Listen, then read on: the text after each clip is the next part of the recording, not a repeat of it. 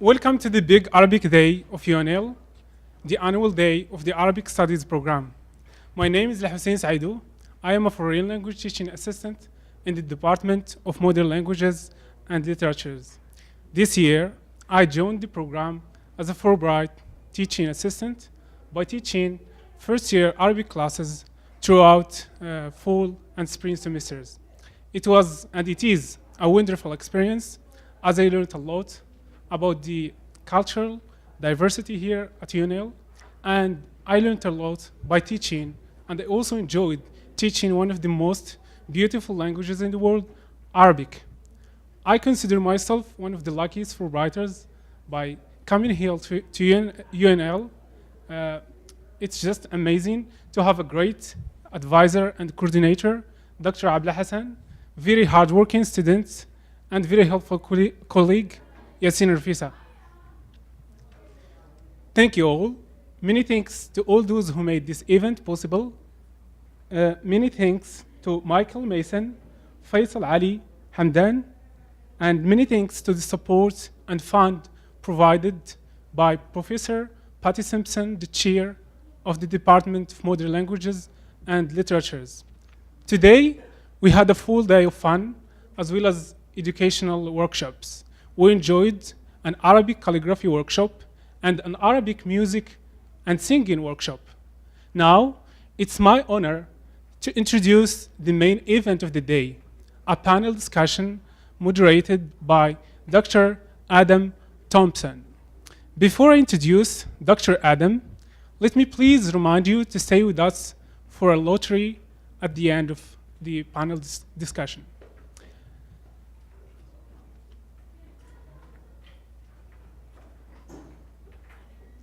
Let's now take a quick look at what 2017 looked like.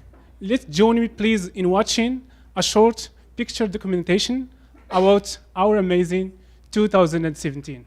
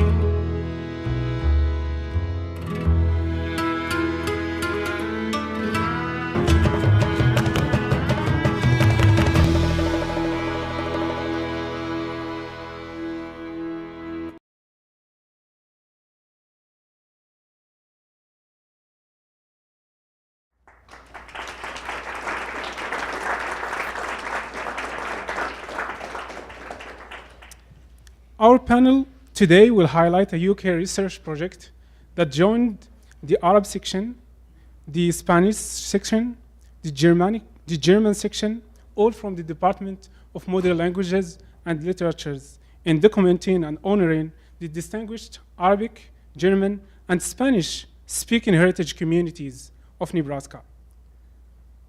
First, let me introduce our panel moderator, Dr. Adam Thompson. Dr. Adam Thompson is the Assistant Director at the Kotak Center for the Teaching and Study of Applied Ethics and is a visiting instructor in the Department of Philosophy. His primary research interests lie in the areas of individual and collective responsibility, moral psychology, normative and applied ethics, social, political philosophy, philosophy of education, and how to teach philosophy and critical thinking.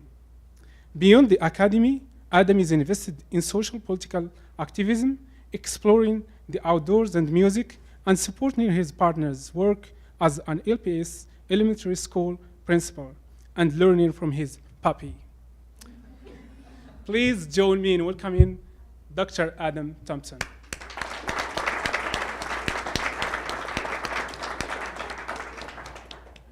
Thank you very much. Thank you. So, sorry, I have to stand. I don't like hearing myself in the microphone. I'm going to try to project with the teacher voice. Great, I'm really happy to be here. Thank you for inviting me. Thank you. The United States is a nation of immigrants.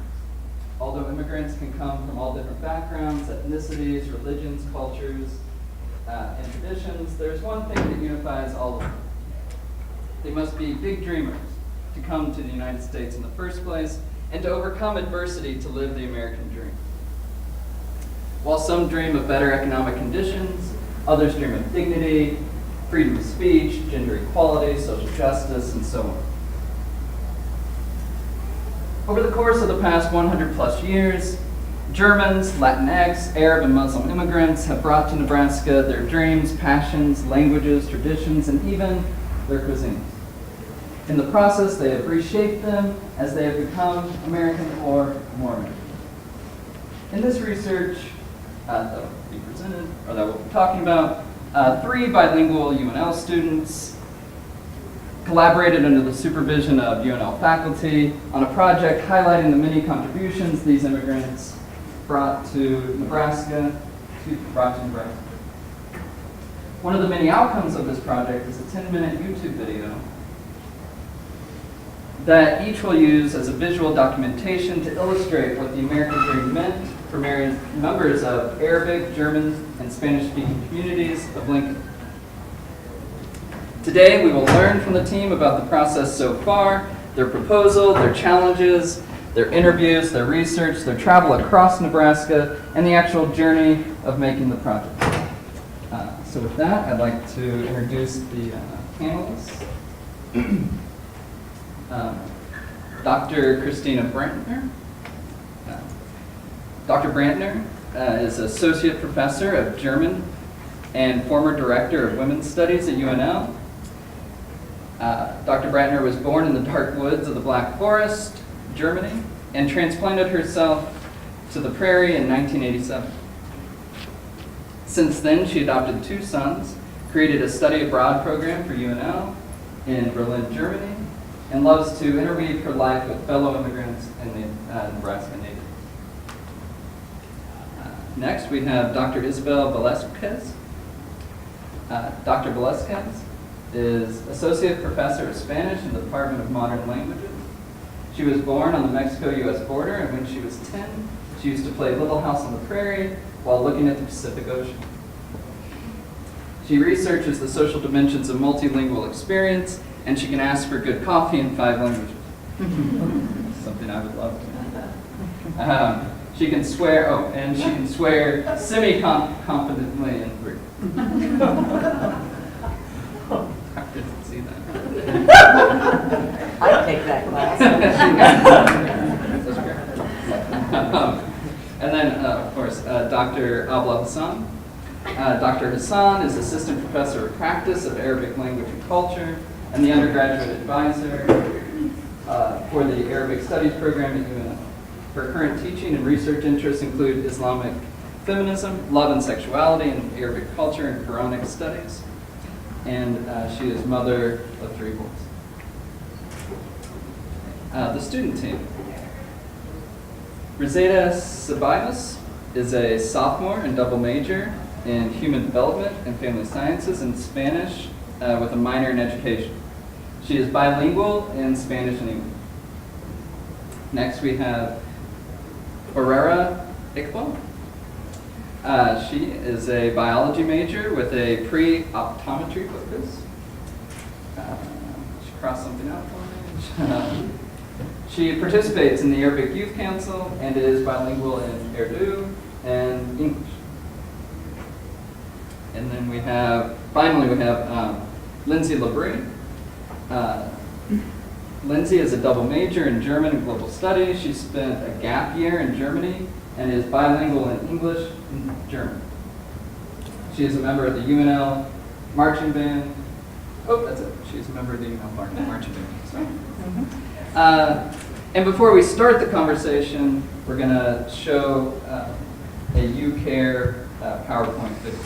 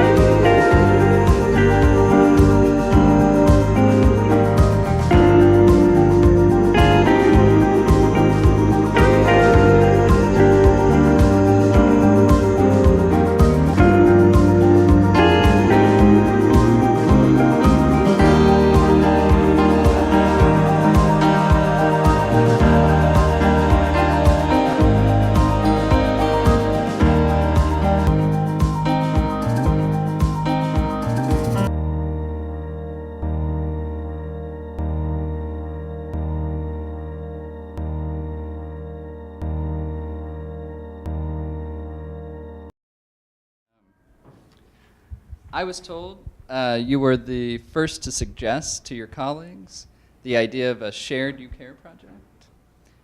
Where did the idea come from? What was the motivation for it, and why now? Well, first of all, thank you for coming here and listening to our story that we're excited to share with you.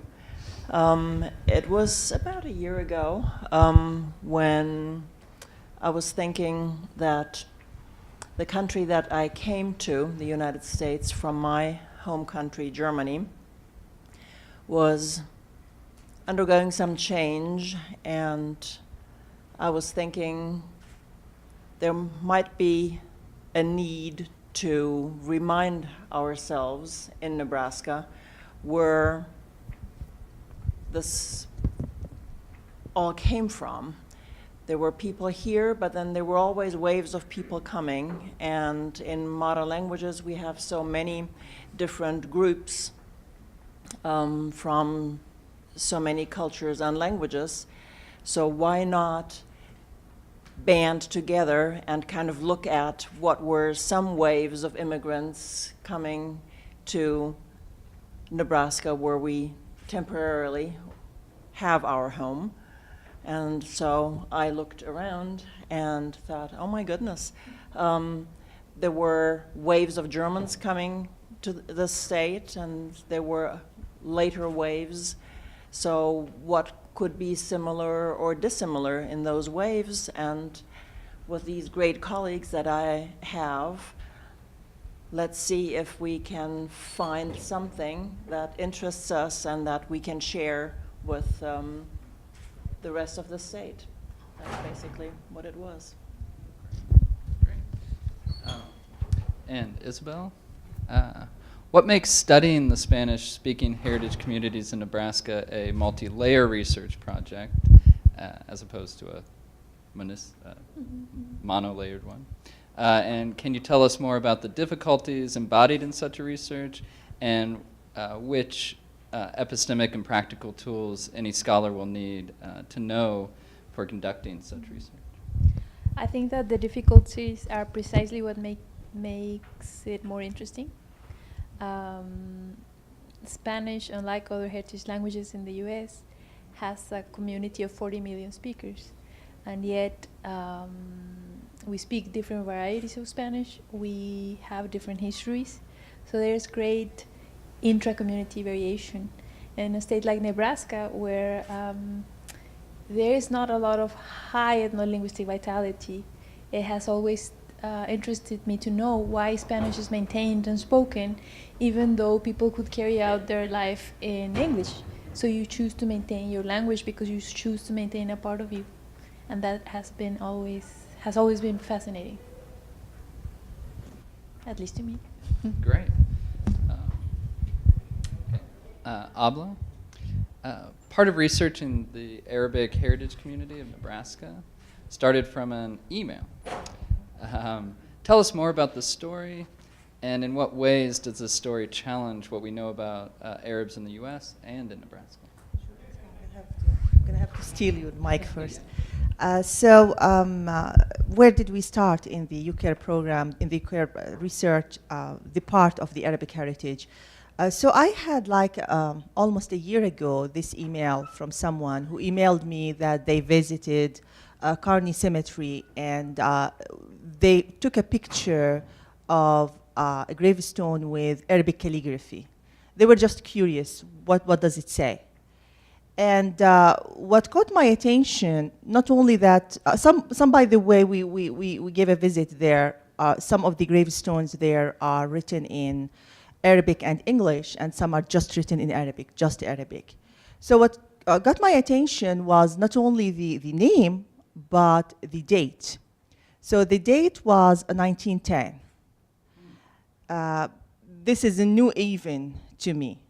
So when we started with the team, and Barira told me she's interested in investigating the Arabic heritage in Nebraska, I thought that would be the best way to start from. Not to ruin the surprise, there are so many interesting points in the way she started, Barira, from one email, one picture, to locating the family, the immigrant family that came here, like those people who lived here and died 1910. So and to anticipate a little bit what our project will end with or end supporting. Finding, such great history of Arabs in Nebraska make us reconsider the way we think of immigrants in Nebraska. Because all these questions, current questions about should we accept immigrants to Nebraska or not? Could they be able to assimilate? Do they have anything important to share? Can they be a part of the American fabric or the Nebraskan fabric? All these questions just turned redundant because we had all these people, pioneer immigrants, who already answered those questions. The Sheda family, who opened their homes and their hearts to us, and Barira will tell you more about that, and invited us to tell us their family story, is just one example of so many other stories of immigrant success in Nebraska. Therefore, understanding more about that make us understand more what does it mean to be Nebraskan in the first place. The questions we keep asking ourselves about immigrants it reflects nothing when we do such kind of research other than our own ignorance of our own history. And I'd like to switch to Barira to tell you what she did with this single email. I gave it to her, and that picture, she did a great job in terms of putting together a full story, or the full story. So if you don't mind, I'm going to give it to Barira. Okay, thank you so much, Dr. Abla. All right, hello everybody, thank you so much for coming today. So my research process began when Dr. Abla gave me this email. And she's like, Barrera, there's a story there, go find it. And I'm like, of course, Dr. Abla, whatever you want. So off I went and watched Netflix instead. But it's afterwards though.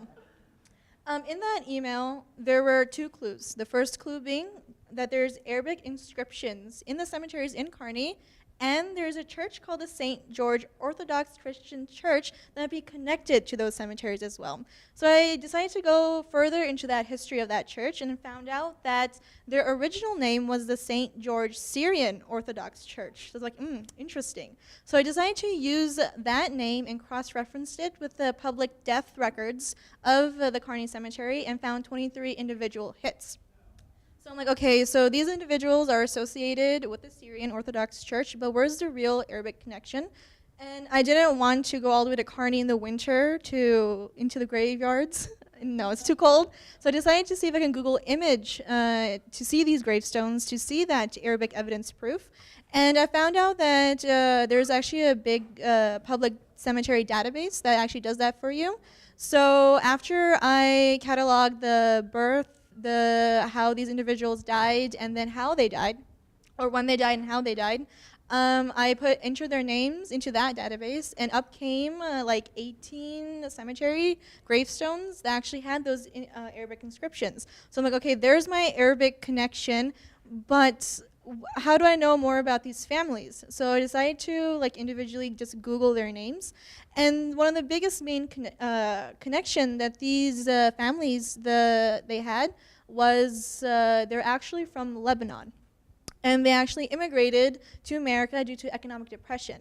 These are the big families. They're called the Sheda family, the Jacobs, the Yaqubs, the Yanis as well. So I told Dr. Abla, and she was like, fascinating. Find me a descendant of these families, okay? I'm like, okay, I will go find you a descendant now.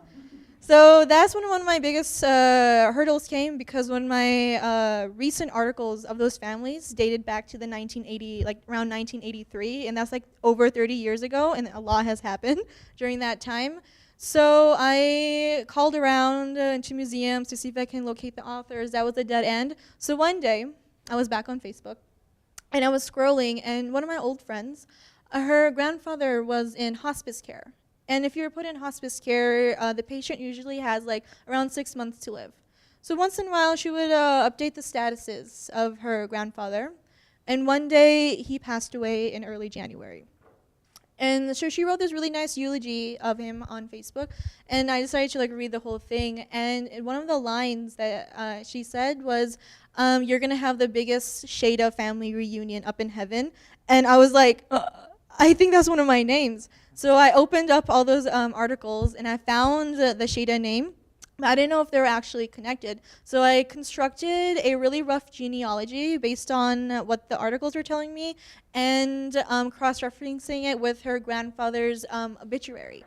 And doing that, just really rough genealogy, there was an exact match. So I decided to message her, and her grandfather's funeral was on Thursday, and I did like a really rough interview with her on Sunday. So it was like really close, and she was really close with him as well.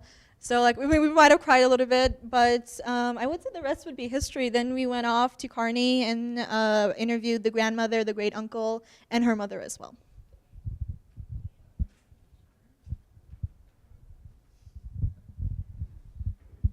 Can we ask questions? Yes, after we're done, we're going to have time for questions. Yeah, habla. As hablas. Lindsay, what motivated you to take up this challenge to work on a UCare project on top of a full load of classes? How did you end up picking the small town of Eustis as your example? And lastly, what kind of recommendation would you have for students in the audience should they do or want to do a UCare project, and why?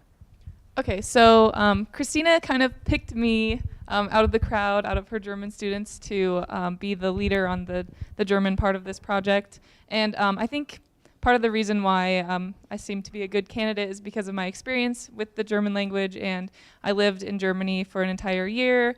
I went through the process of, okay, I had to get my German visa, and I had to go there not knowing the language very well, assimilate, and then come home and re-assimilate back to the American culture.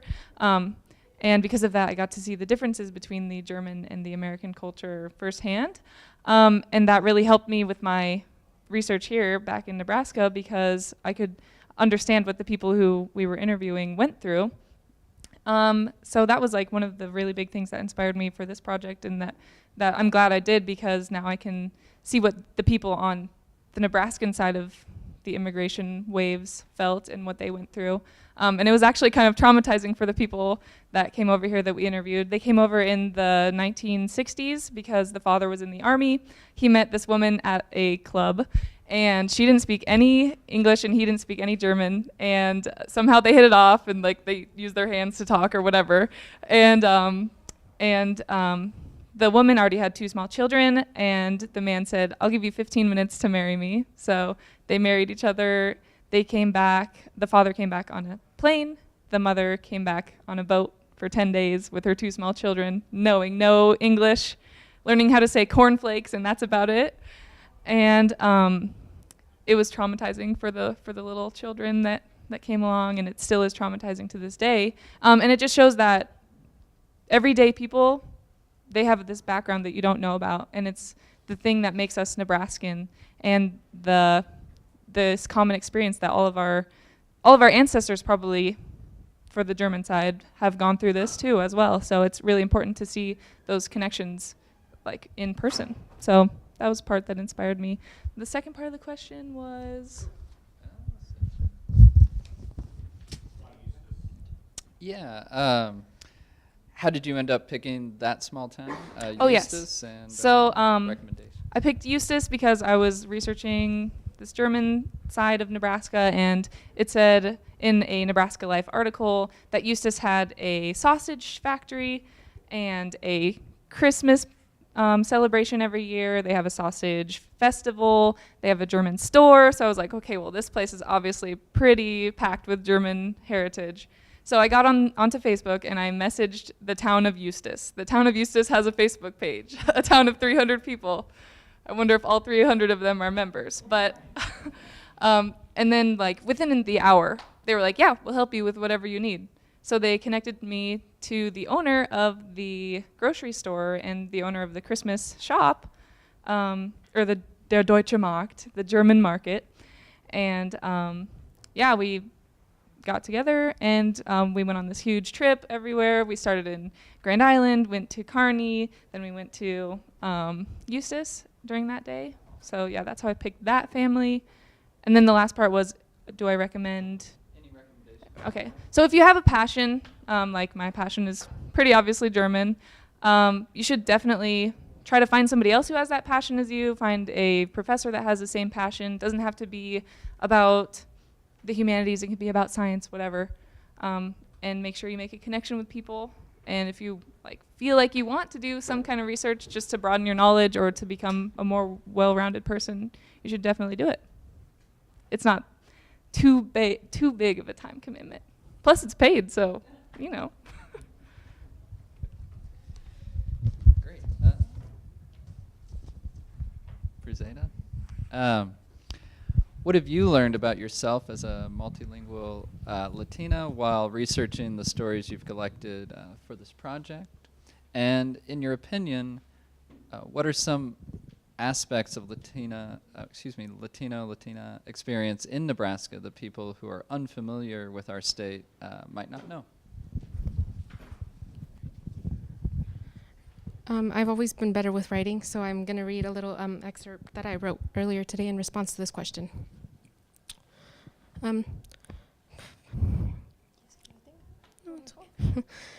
For the past few years, I've struggled with my positions on certain social issues.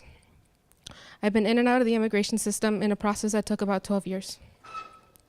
I've always considered myself to be pro-immigration and to be on the side that understands why people come to this country. But regardless of my experiences and the experiences of family members and friends I've come to know, I would always bring myself back to this place of uncertainty and I think that is caused by the negative comments and counter-arguments I hear from others. What if we, those immigrants here, are on the so-called wrong side of history? What if those comments we see, that we are not hardworking, that we seek the easy way out, that we are taking away the opportunities of others are true, and we just don't see that? I constantly have this debate in my head between the two positions. But after doing this project and learning the history of not only the multilingual Latino experience, but also the experiences of Arabic and German speakers, that we are not on the wrong side. That we do not come here to steal opportunities or because it is easier. We have faced violence, poverty, and limited resources in our home countries, and all the people I interviewed taught me to not be ashamed of our stories or experiences, to not feel guilty for simply wanting a better future. Those who oppose us do it because they may not understand our past.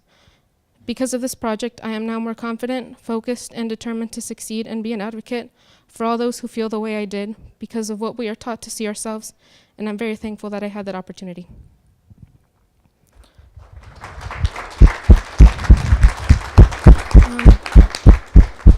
And for the second portion that focuses on the aspects of Latino experiences in Nebraska, I think people probably assume that the Midwest is not that diverse.